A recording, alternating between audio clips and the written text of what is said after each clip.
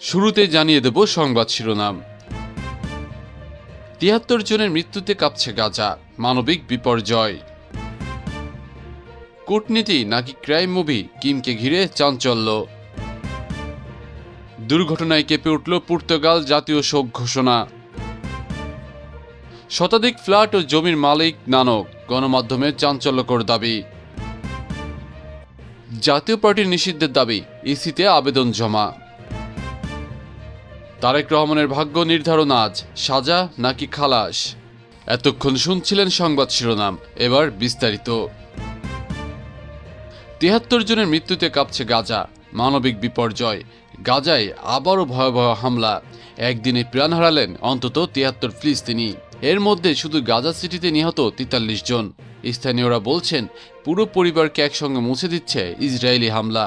Sheikh Radwan এলাকায় আশ্রয় কেন্দ্রে থাকা মানুষের তাঁবুতেও আগুন ধরিয়ে দিয়েছে গ্রেনেড। এক প্রত্যক্ষদর্শীর আর্তনাদ, যদি দখল থামানো না যায় আমরা সবাই মরে যাব। গাজার গণমাধ্যম দপ্তর জানাচ্ছে মাত্র ৩ সপ্তাহে ১০০-রও বেশি রোবট বিস্ফোরণ ঘটিয়ে পুরো মহল্লা গুড়িয়ে দিয়েছে দখলদার বাহিনী। মারা গেছেন প্রায় ১১০০ ফিলিস্তিনি। আল জাজিরার সাংবাদিক বলছেন মনে হচ্ছে এর কোনো শেষ নেই, প্রলয় নেমে এসেছে। এই পরিস্থিতিকে হামাস বলছে পরিকল্পিত গণহত্যা। তাদের দাবি যুদ্ধবিরতি ও বন্দি বিনিময়ে ইসরায়েলি বন্দীদের মুক্তি দিতে প্রস্তুত তারা। এদিকে গাজা স্বাস্থ্য মন্ত্রণালয় বলছে খাদ্য ও ওষুধের অভাবে প্রতিদিনে বাড়ছে মৃত্যুর সংখ্যা। শুধু অনাহারেই প্রাণ গেছে ৩৬৭ জনের, যার মধ্যে ১৩১ শিশু। জাতিসংঘ সতর্ক করেছে চলমান অভিযানে গাজা থেকে বাস্তুচ্যুত হতে পারে ১০ লাখেরও বেশি মানুষ। ইউনিসেফ বলছে ৩,২০,০০০ শিশু এখন দুর্ভিক্ষের মুখে। আন্তর্জাতিক মহল নীরব থাকলে এই মানবিক বিপর্যয় আরও ভয়াবহ রূপ নেবে, এমনই সতর্ক বার্তা দিচ্ছে বিশেষজ্ঞরা।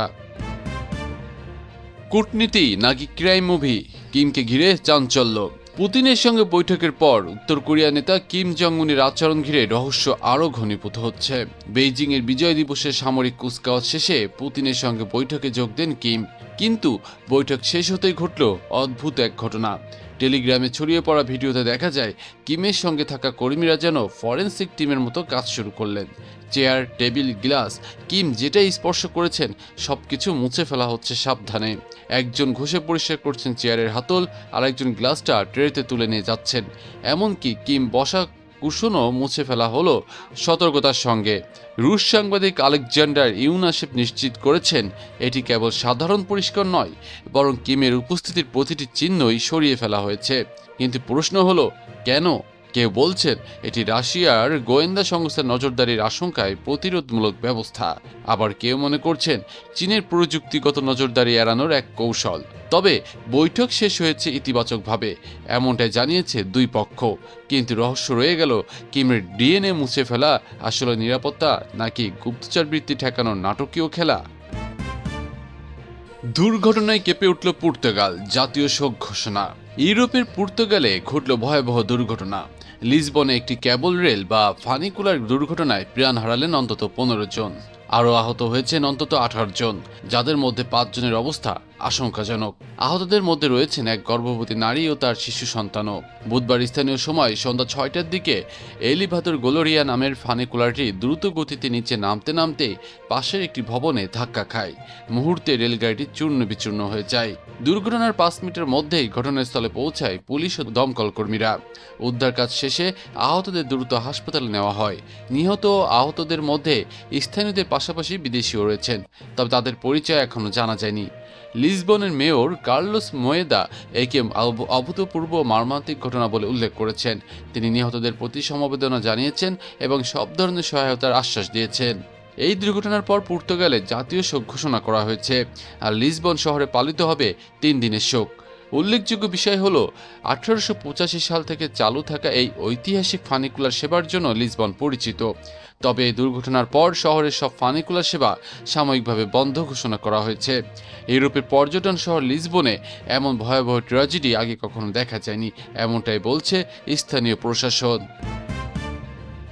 শতাধিক ফ্ল্যাট ও জমির মালিক নানক, গণমাধ্যমের চাঞ্চল্যকর দাবি। একাধিক গণমাধ্যম সূত্রে প্রকাশ, প্রভাবশালী রাজনৈতিক নেতা জাহাঙ্গীর কবির নানকের বিরুদ্ধে উঠেছে বিপুল অবৈধ সম্পদের অভিযোগ। প্রতিবেদনে দাবি করা হয়েছে, চাঁদাবাজি, সন্ত্রাস ও দুর্নীতির মাধ্যমে গড়ে উঠেছে হাজার হাজার কোটি টাকার সাম্রাজ্য। তবে মজার বিষয়, নানক নাকি সরাসরি বড় স্থাপনা না কিনে ছোট ছোট বিনিয়োগে নিজের অর্থ ঢেলেছেন। অভিযোগ রয়েছে, এই অর্থের একটি বড় অংশ পাচার হয়েছে বিদেশে, বিশেষ করে ভারতে। ঢাকাতেও ফ্ল্যাট, জমি আর দোকানের মালিকানা নিয়েছেন বলে দাবি করছে একাধিক সূত্র। শুধু উত্তরা এলাকায় নানকের নামে বা ঘনিষ্ঠদের নামে রয়েছে বহু ফ্ল্যাট। কিছু ফ্ল্যাট উপহার হিসেবে পেয়েছেন, আবার কিছু নাকি দখলের মাধ্যমে নিয়েছেন, এমনটাই বলছে গণমাধ্যম। সূত্রগুলো জানাচ্ছে, ধানমন্ডি, বনানী, গুলশান এমনকি পুরান ঢাকাতেও তার সম্পত্তি ছড়িয়ে আছে। শুধু ফ্ল্যাট নয়, অভিযোগ আছে শতাধিক দোকান আর শত বিঘা জমিও তার নিয়ন্ত্রণে। তবে এইসব সম্পদের বেশিরভাগই নাকি বেনামি মালিকের নামে, ফলে কাগজপত্রে সরাসরি প্রমাণ মেলানো কঠিন হয়ে পড়েছে। একাধিক প্রতিবেদনে বলা হচ্ছে, এমনকি সরকারি খাস জমিও নানক দখল করে বিক্রি করেছেন। এভাবে প্রভাব খাটিয়ে তিনি হয়েছেন হাজার হাজার কোটি টাকার মালিক, এমনটাই দাবি বিভিন্ন সূত্রের।